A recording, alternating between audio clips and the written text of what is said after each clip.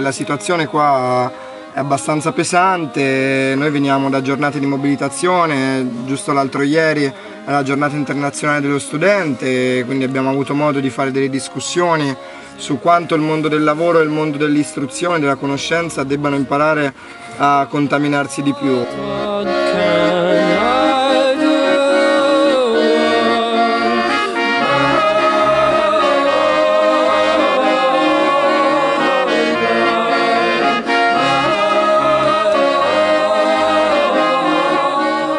Mi chiamo Paolo Bernardi, ho 43 anni e sono un impiegato delle acciaierie speciali Terni. Io sono Leonardo Bernardi, ho 19 anni e per adesso sono disoccupato. La mia esperienza è un'esperienza che nasce nel 90 quando iniziavo a lavorare con la ditta, poi sono entrato a lavorare con le acciaierie di Terni e da allora mi trovo qua dentro a lavorare. De lotte ne abbiamo vissute tante. L'esperienza a scuola, io sono diplomato all'industriale di Terni, sono un perito elettronico, ho iniziato l'esperienza elettronica un po' per passione, ma dopo il diploma non sono riuscito a trovare nemmeno uno sbocco nel mondo del lavoro, non sono riuscito a trovare un inserimento, niente. Il futuro loro non lo so, il futuro loro secondo me è quello che devono fare le valigie e andarsene. Spererei in un futuro con un po' di sicurezze, un posto di lavoro non dico fisso, ma che mi può permettere di farmi una famiglia. Io vivo grazie a loro, quindi io vivo la stessa situazione loro, la sento come la sentono loro. L'Asse per Terni è la storia, è l'unico polo siderurgico in Italia che attualmente fa un prodotto di qualità.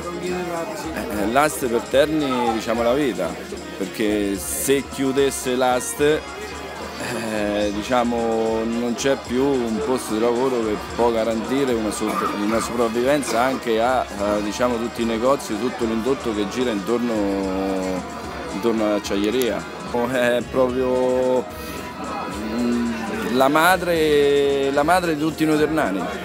Quando abbiamo fatto lo sciopero generale qui a Terni è stato molto bello che a fianco degli operai e a fianco anche dei figli degli operai c'era anche tutto un corteo studentesco.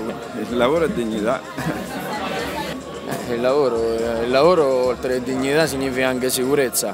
Terni adesso sta vivendo questa situazione, forse siamo un po' l'apripista per molte altre aziende. Terni è lo specchio dell'Italia, di quello che sta succedendo in Italia.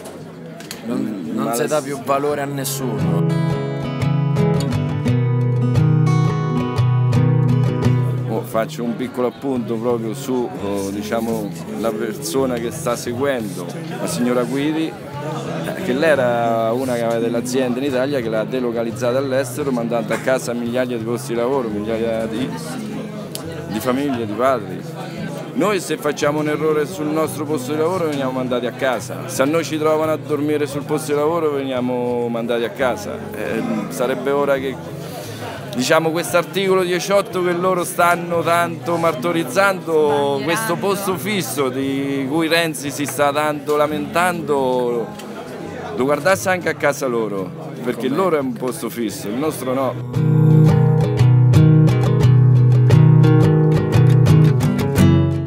Quello che è un dramma territoriale che coinvolge tutta la cittadina ternana e in realtà rappresenta un enorme dramma per tutta la regione, perché, lo ripetiamo sempre, la nostra regione è diventata ciò che è stata un paese all'avanguardia, è stato un territorio all'avanguardia grazie a due motori. Il primo motore era quello dell'università, l'Università di Perugia, l'Università per Stranieri e tutto quello che è lo studio specializzato, quindi i conservatori e l'accademia.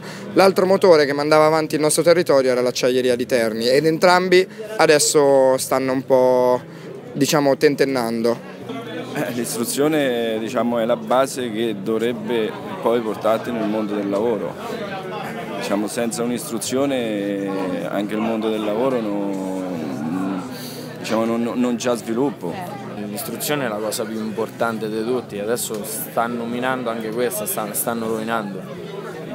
cioè ci stanno a spingere da fuori. Tu una volta che avrai finito l'università, lo vedi, non ci avrai più uno spazio. Non c'ho nemmeno la certezza di un domani rimanere qui in Italia. Cioè, questo quello che stanno a scatenare.